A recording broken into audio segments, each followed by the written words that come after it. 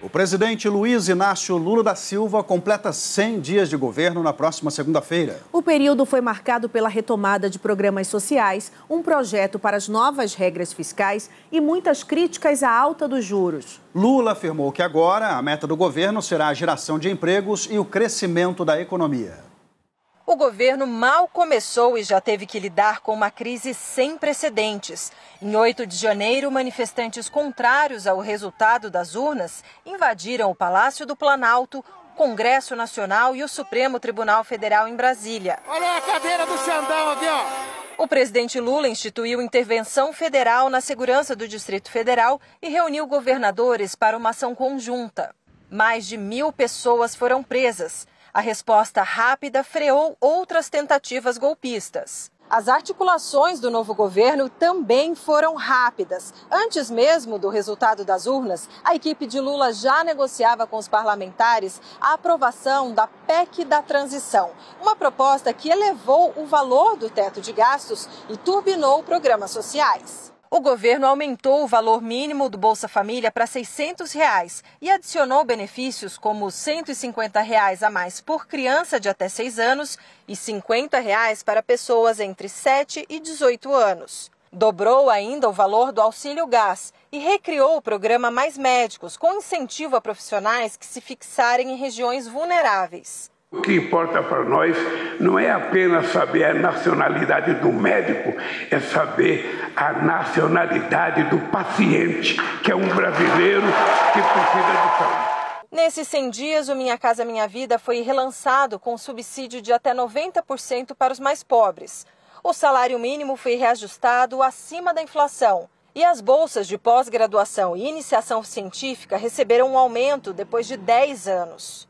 Os projetos na educação vão continuar, segundo o ministro-chefe da Casa Civil. O presidente vai lançar até final de abril um programa Alfabetização na Idade Certa, para que as crianças comecem a ser alfabetizadas, possam aprender a ler na idade correta, porque está mais do que comprovado que a evolução educacional depende dessa educação na idade correta, esse alinhamento idade séria é fundamental para o desempenho escolar. Para Marcelo Neri, especialista em programas sociais, o começo do governo foi ágil, mas é preciso atenção com o equilíbrio das contas públicas. Resgatar programas já testados anteriormente, já lançados, como Bolsa Família, Mais Médicos, Minha Casa Minha Vida, permite o governo fazer em 100 dias, fazer o que foi feito em 8 ou até 10 anos. Agora, você vai ter que achar formas de financiamento sustentáveis,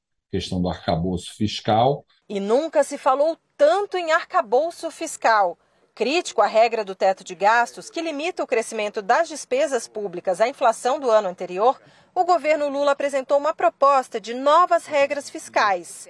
Entre as mudanças, prevê que o aumento dos gastos do governo ficará atrelado ao crescimento da arrecadação, que se confirmar até julho do ano anterior.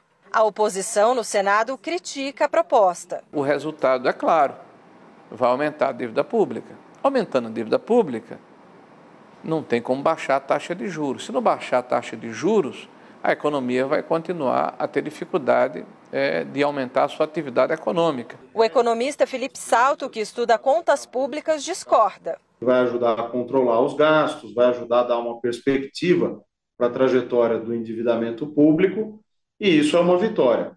Claro que ainda vai precisar ter a tramitação, a discussão no Congresso, mas foi um avanço significativo. No exterior, o mundo aguarda ações para combater o desmatamento na Amazônia e se chocou com os brasileiros diante da crise humanitária dos Yanomamis. O governo anunciou uma força-tarefa para ajudar os indígenas e declarou guerra ao garimpo ilegal. Os 100 dias também foram marcados por brigas e crises. Lula quer combater os juros altos e vem culpando novamente o presidente do Banco Central por atrapalhar o crescimento do país. Roberto Campos Neto foi nomeado por Bolsonaro. É humanamente inexplicável a taxa de juros de 13%, o juro real de 8,58%. Não é possível.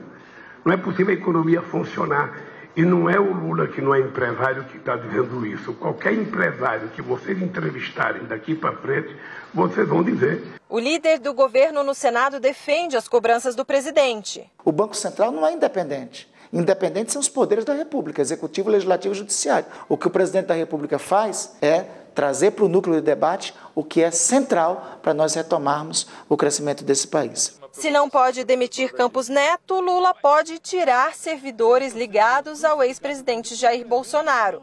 Foram mais de 1.200 demitidos e mais de 150 militares.